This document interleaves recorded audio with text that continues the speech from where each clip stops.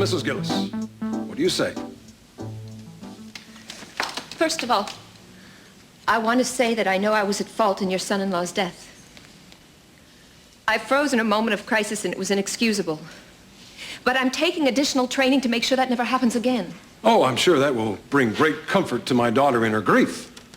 I'm as sorry as anyone can be, Mr. Capwell, but I cannot change the past. And I don't think it makes what Capwell Enterprises did any less bad. Your men knowingly looked the other way when a loyal employee of theirs was hurt. And then they tried to cover up the reason he was hurt, which means putting other men in jeopardy in the same way. No, I will not take your settlement. I'll fight you as long and hard as I have to, and I think someday I'm going to win. Can you afford that kind of endless litigation? We have fought these cases before, Mrs. Gillis. Even Mason there is going to have some money from you eventually, not to mention his associate. Oh, even the paperwork to file for responses and petitions can become extremely costly. Now, can you withstand that? Mr. Capwell, my husband is completely paralyzed. We don't know if he even knows if he's alive. It would have been a lot better if he just died in that accident. He can't fight back now, but I can, and I'm going to. No matter how long it takes, no matter how much it costs, I'll manage somehow. No, Mr. Capwell, I will not take your blood money. Mason, I'll wait for you outside.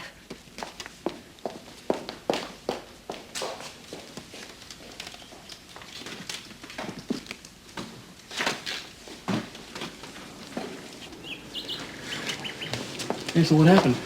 Well, come on, tell me. He offered us $40,000 in a full settlement. $8,000? It was like spitting on bed. What's worse, I think Mason wanted me to take it. Yeah, I don't know what to say. Thank you, Jerry. I'd like a copy of that as soon as you can. Yes, I'll try to have it for you first thing tomorrow morning, Mr. Capwell. Thanks. I thought you were representing our interests, not the interests of your father. As far as a settlement goes, Maggie, that may be the best you're going to be able to do. You still don't understand, do you? I meant what I said in there. I'm going to take this case all the way. I thought you knew that when you agreed to take it. Mason, you've never met my husband. He was a wonderful man. He gave me so much love and joy. And he was a fighter. He believed in the underdog and trying to make this world a better place, and I'm not going to give up on him now when he needs me. Maggie, I was acting in your behalf. I think Lindsay will bear me out. A settlement would save you a lot of time and heartache at this point. This is your case, Mason. You dragged me into assisting you, but don't drag me into a legal opinion. Look, I think it stinks, Mason. This is what I was afraid would happen to begin with. Daddy applies a little pressure and you crumble. Maggie, is Ben going to be home today? Yeah, he will be. They're going to bring him home at 3. Why? Because I think it's about time we introduce Mason to the man he's supposed to be representing, and he just tried to sell down the river. I don't have to meet him, Warren. I know what his condition is. If you have any guts at all, you'll be there. I want you to meet me at Maggie's apartment in an hour. I'll be waiting for you. Let's go, Maggie. Thought I might be doing her a favor. Oh, did you?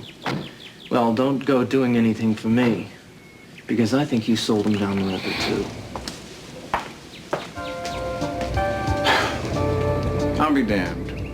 I may be the most misunderstood man in America. Certainly the most maligned.